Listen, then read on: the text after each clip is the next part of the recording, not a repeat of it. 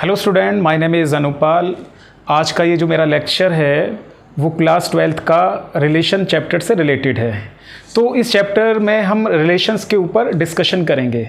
तो रिलेशन जो हमारा रिलेशन टॉपिक है वो हायर स्टडीज़ में भी काफ़ी इंपॉर्टेंट टॉपिक है। तो देखिए मैं रिलेशन पर आपको डिस्कस करता हूँ। ठीक है, थोड़ा बेसिक फंडामेंटल मैं आपको समझाना चाह रहा हूँ। चैप्टर तो वैसे चैप्टर का नाम क्या है, रिलेशन। उससे पहले ना मैं आपको एक कार्टेशियन प्रोडक्ट ऑफ सेट्स, दो सेट्स हैं उसका कार्टेशियन प्रोडक्ट क्या होता है ये डिस्कस कर रहा हूँ। ठीक है, तो देखिए Cartesian product of sets, suppose हमने ये कंसीडर कर लिया let A and B be any two non empty sets. A और बी हमारे पास क्या है, दो नॉन एम्प्टी सेट्स हैं। देखिए then the Cartesian product of sets A and B is denoted by A cross B. देखिए दो सेट्स हैं, उन दो सेट्स का कार्टेशियन प्रोडक्ट को हम किस प्रकार डिनोट करेंगे, ए क्रॉस बी से, विच इज डिफाइंड एज, जिसको हम इस तरह से डिफाइन कर सकते हैं, which is defined as the set of ordered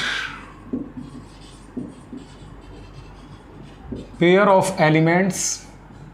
जैसे ऑर्डर्ड पेयर ऑफ एलिमेंट्स में एलिमेंट्स हमारे क्या गए, ए कॉमा बी। तो ये जो एलिमेंट है वो किसको बिलोंग करेगा, ए क्रॉस बी को, जिसमें कि देखिए सच दैट स्मॉल ए एलिमेंट है कैपिटल ए का एंड स्मॉल बी किसका एलिमेंट है, सेट बी का। मैं आपको इसमें क्या समझाना चाह रहा हूँ, कार्टेशियन प्रोडक्ट ऑफ सेट्स। आपने ना दो सेट कंसीडर किए, ए एंड बी, हमारे पास दो नॉन एम्प्टी सेट हैं। इन दोनों का जो कार्टेशियन प्रोडक्ट होगा उसको हम डिनोट करते हैं ए क्रॉस बी से। ए क्रॉस बी मतलब कार्टेशियन प्रोडक्ट का मतलब क्या है, कार्टेशियन प्रोडक्ट हमने यहाँ डिफाइन किया as a set of ordered pair of elements. मतलब जो हम एक सेट आएगा हमारा ए क्रॉस बी, उसमें जो एलिमेंट आएंगे वो किस फॉर्म में होंगे, ordered pair.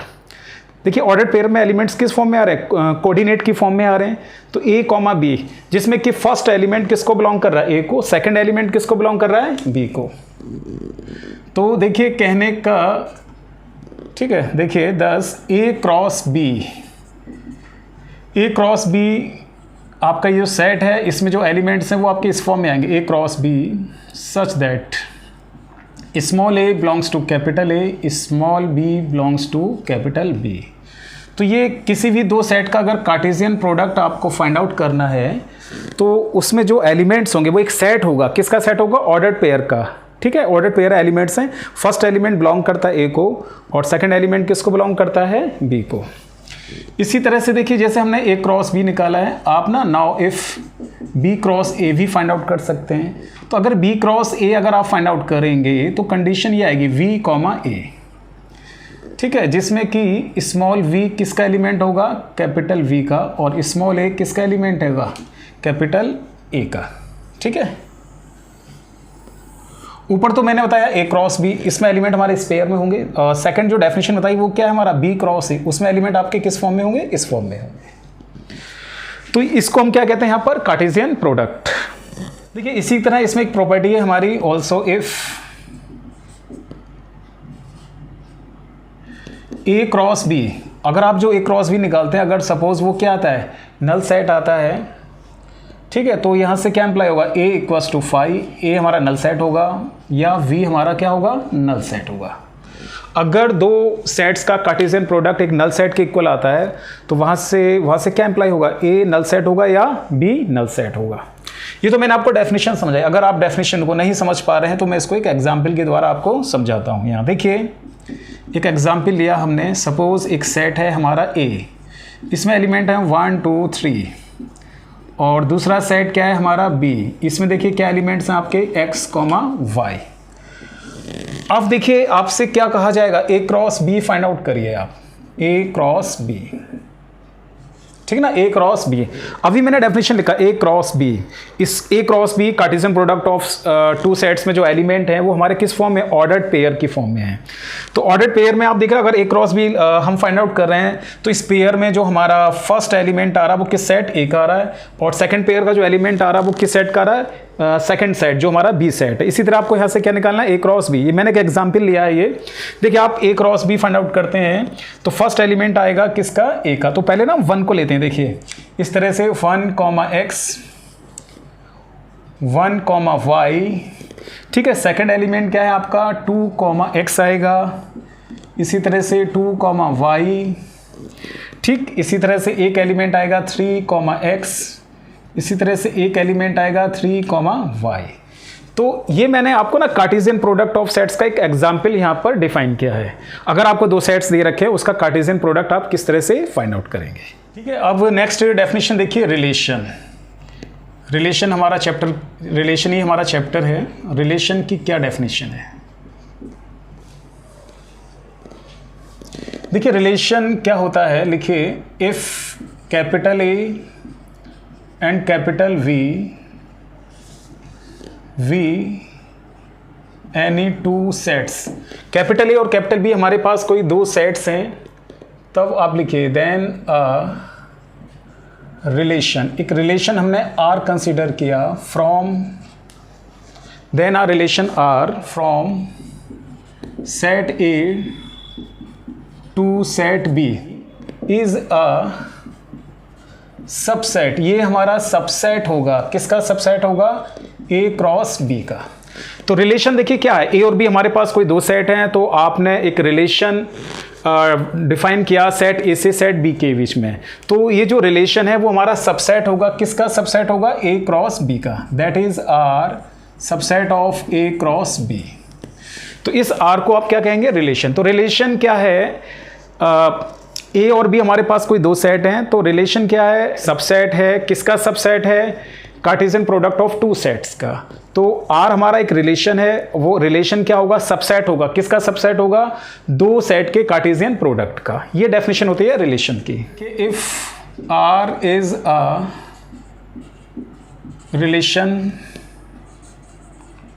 From set A to set B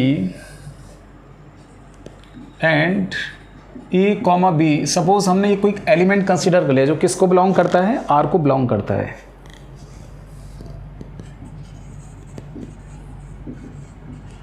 then we write, तो हम इसको ना इस तरह से लिख सकते हैं, A related B.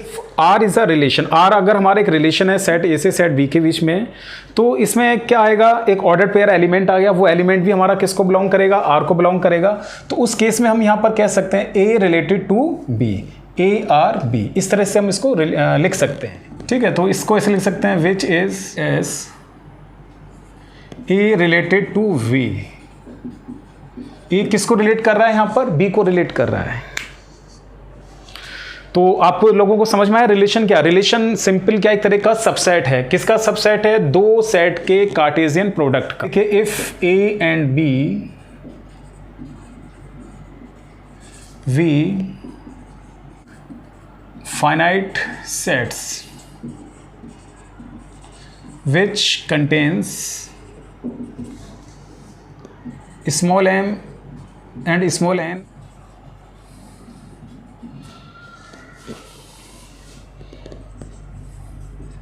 If A and B, A और बी हमारे पास कोई 2 फाइनाइट सेट हैं, और सेट ए में नंबर ऑफ एलिमेंट्स कितने हैं आपके m, और सेट बी में नंबर ऑफ एलिमेंट्स कितने दे रखे हैं, n दे रखे हैं।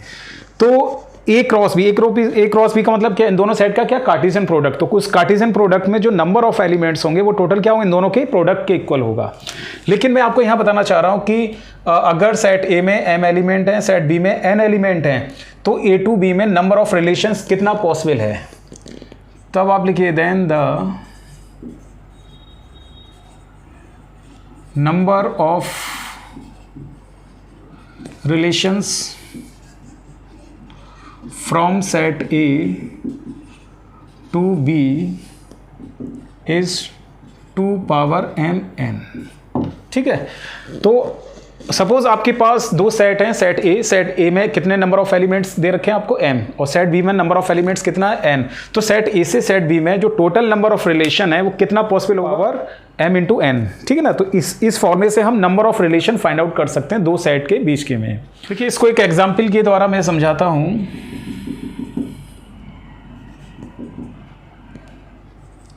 ये सेट देखिए आपका, इसमें एलिमेंट है 1 2 3, एक सेट है, इसमें क्या एलिमेंट दे रखा है आपको x, y, दिख रहा है। तो आप यहाँ देखिए सेट A में नंबर ऑफ एलिमेंट्स कितना है 3, टोटल 1 2 3, एंड सेट B में नंबर ऑफ एलिमेंट्स कितना है 2 है। सेट B के लिए नंबर ऑफ एलिमेंट्स हमने n माना है। तब आप लिखिए देन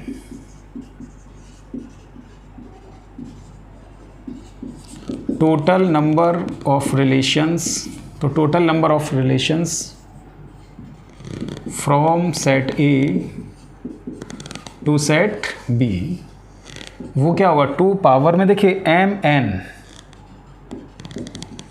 m की वैल्यू देखिए कितना है 3 इंटू 2 पावर 6, तो क्या आ जाएगा 64। देखिए यहाँ पर मैं आपको समझना चाह रहा हूँ domain and range of relation. तो R हमारे पास का एक रिलेशन है सेट A से सेट B के, इन दोनों के बीच में जो एक रिलेशन है वो क्या हमारा R है, ठीक है। दैट इज देखिए R आपको रिलेशन, अगर ये रिलेशन है तो ये सबसेट होगा, किसका सबसेट होगा A क्रॉस B का, ठीक है। ये किसका सबसेट होगा A क्रॉस B, और A क्रॉस B में हमारे पास जो एलिमेंट्स हैं वो किस फॉर्म में होंगे A comma B, ordered pair, such that small a belongs to capital A, small v belongs to capital V। देखिए बात आती है डोमेन, डोमेन ऑफ रिलेशन, इस रिलेशन का हम डोमेन निकालना चाह रहे हैं। तो डोमेन में क्या होता है, जो हमने ये जो ऑर्डर्ड पेयर लिया इसका ये फर्स्ट एलिमेंट स्मॉल a किसका एलिमेंट है सेट A का। तो डोमेन किसी रेंज का निकालना है तो उस ऑर्डर्ड पेयर में आप फर्स्ट एलिमेंट का एक सेट बना लीजिए, उसको हम क्या कहेंगे उस रिलेशन का डोमेन। इसी तरह लिखिए also range of R।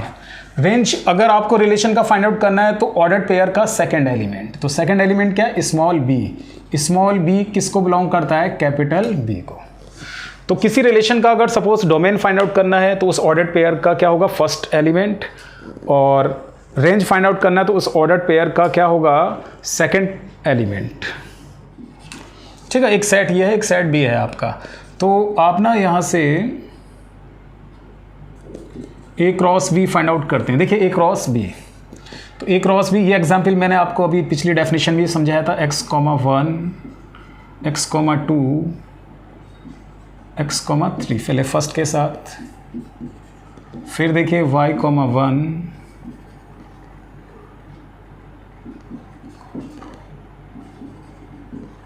y, 3। तो ये आपने ना एक कार्टेशियन प्रोडक्ट निकाला है सेट का। अब देखिए if capital R V any relation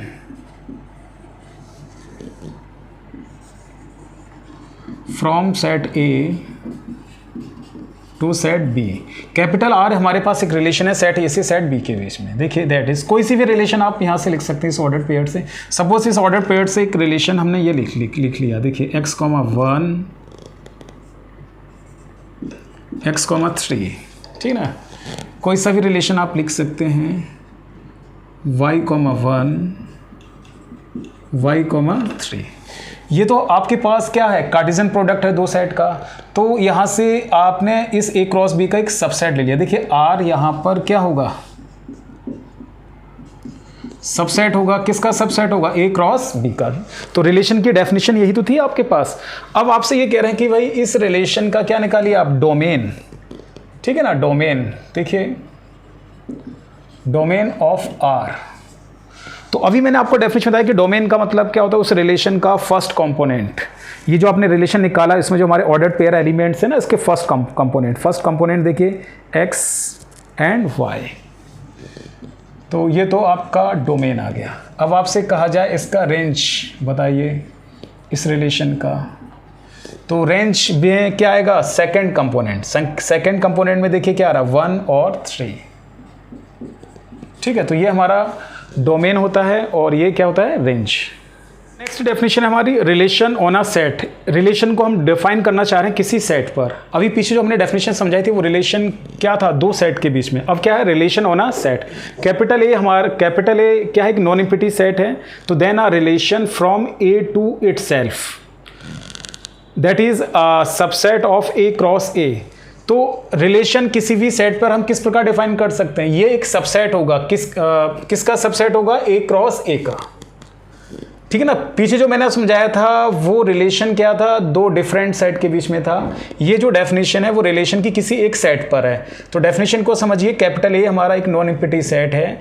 तो एक रिलेशन आप फाइंड आउट करना चाह रहे हैं किस सेट के लिए, सेट ए के लिए, टू इटसेल्फ, इसी मतलब सेट के लिए। तो ये क्या एक सबसेट होगा, किसका सबसेट होगा, ए क्रॉस ए का। नेक्स्ट आप देखिए इनवर्स ऑफ अ रिलेशन।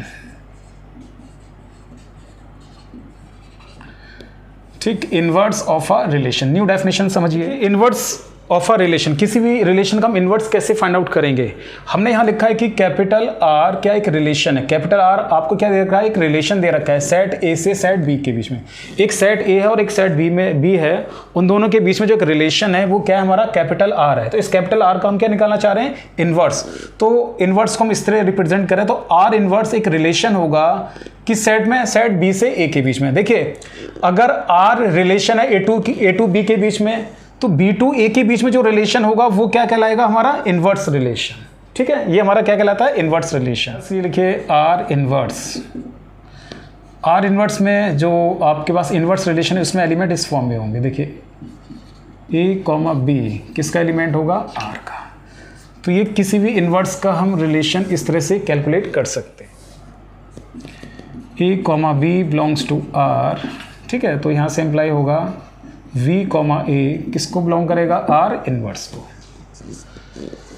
ठीक है, तो आप जिस डेफिनेशन से समझिए किसी भी रिलेशन का अगर इन्वर्स निकाल रहे हैं हम, तो आप दिख रहे हैं जो आपका इस रिलेशन में फर्स्ट कंपोनेंट था वो आपका क्या हो गया, सेकंड कंपोनेंट, और जो सेकंड कंपोनेंट था वो क्या हो गया, first component.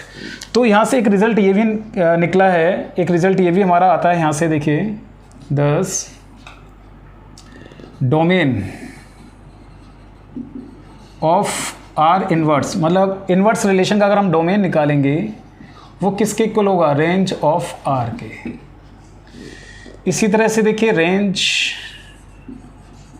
Of R inverse equals to domain of R. ठीक है ना, इस तरह से रिलेशन होती है। अगर आप इनवर्स रिलेशन का डोमेन निकालना चाहते हैं तो वो डोमेन किसके बराबर हो जाएगा, रिलेशन के रेंज के इक्वल।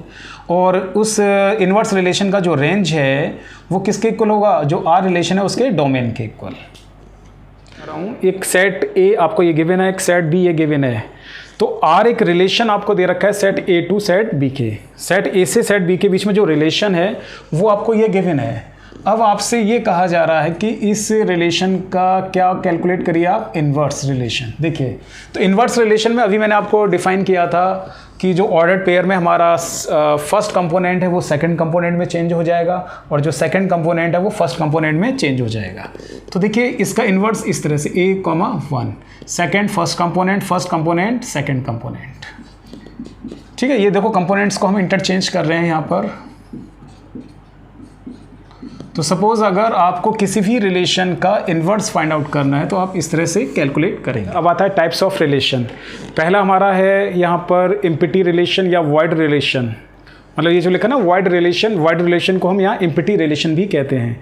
देखिए इम्पिटी रिलेशन क्या होता है कि कैपिटल ए आपके पास कोई सेट है, देन फाई क्या होता है, हमारा एक नल सेट होता है। तो फाई ये जो है ना सबसेट होगा किसका, ए क्रॉस ए का। आप लोग जानते हैं सेट थ्योरी से कि कोई भी जो हमारा नल सेट होता है वो किसी भी सेट का क्या होता है, सबसेट होता है।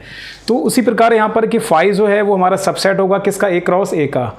तो ये जो रिलेशन है इस रिलेशन को, ये भी एक रिलेशन होगा किस पर, इस सेट पर। तो इसी रिलेशन को हम यहाँ पर क्या कहते हैं, इम्पिटी रिलेशन कहते हैं किसी सेट पर। ये मैंने एक एग्जाम्पल द्वारा आपको समझाया है। जैसे कि एक सपोज ये सेट है, इस सेट में हमारे ये एलिमेंट्स दे रखे हैं 1 2 3 4 5।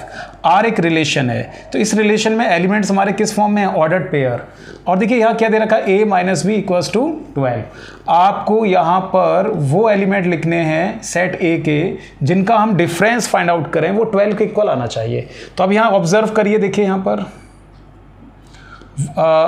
कोई से एनी टू एलिमेंट्स ले लीजिए आप, उन दोनों का क्या निकालिए डिफरेंस, क्या वो 12 के इक्वल आएगा? कभी नहीं आएगा। सपोज मैंने 1 और 2 लिया, 1 में से 2 को सब्ट्रैक्ट किया, क्या आया? -1, 12 के इक्वल नहीं आ रहा है। सपोज आपने 5 और 3 कंसीडर किया, 5 में से 3 सब्ट्रैक्ट करेंगे तो कितना आएगा? 2 आएगा। किसके इक्वल आना चाहिए? 12 के इक्वल आना चाहिए।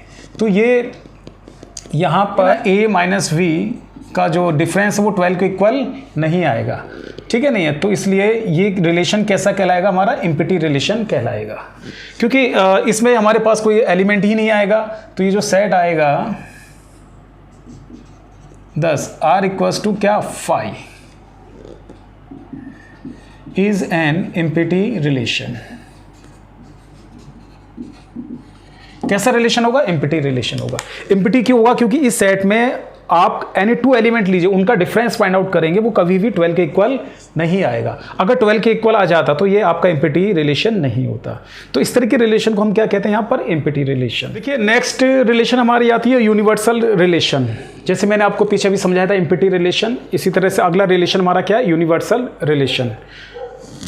जैसे आप लोगों ने सेट थ्योरी में पढ़ा होगा यूनिवर्सल सेट, उसी प्रकार क्या है हमारा यूनिवर्सल रिलेशन। कैपिटल ए हमारे पास क्या दे रखा है? कोई एक सेट दे रखा है।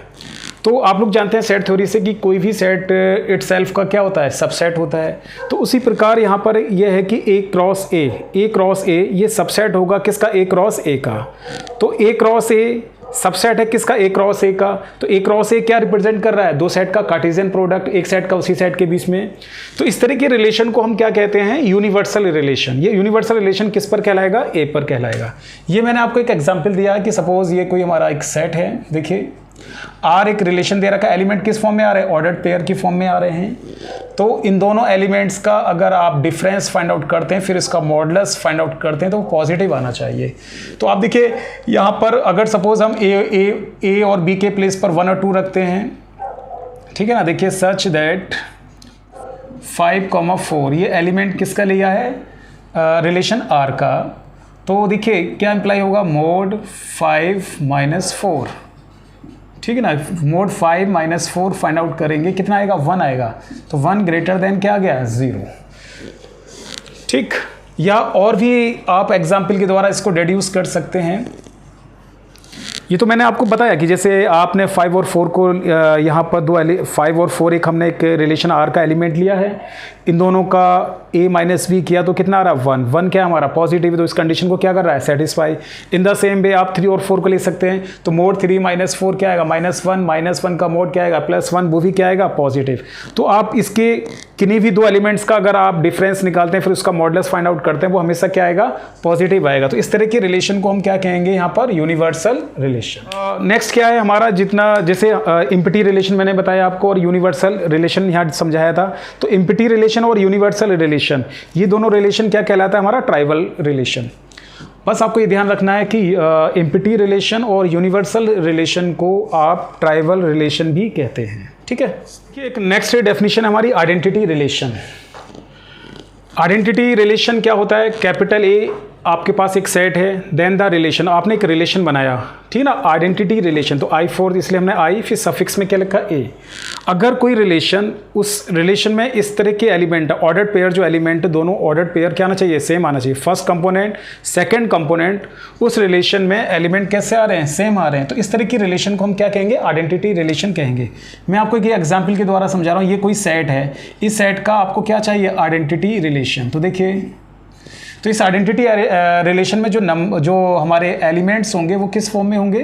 फर्स्ट और सेकंड कंपोनेंट आपके सेम होंगे। देखिए 1,1, 2,2, 3,3, ये क्या है आपका? इज एन आइडेंटिटी रिलेशन, ठीक है ना। कैसा है आपका? Identity relation. I hope student आपको मेरा ये लेक्चर आज का पसंद आया होगा। आज इस लेक्चर में मैंने रिलेशंस का थोड़ा बेसिक कॉन्सेप्ट समझाया कि रिलेशन क्या होता है, दो सेट का आप कार्टेशियन प्रोडक्ट किस तरह से फाइंड आउट करते हैं, और कुछ रिलेशंस के आपको मैंने टाइप्स बता दिए हैं अभी, जैसे empty relation, universal relation, identity relation, ठीक है ना। आगे भी अभी रिलेशन के बहुत सारे टाइप्स हैं, जैसे कि हमारा एक है reflexive relation, symmetric relation, transitive relation, anti symmetric relation. इन सब रिलेशंस के बारे में मैं आपको नेक्स्ट वीडियो में डिस्कस करूंगा।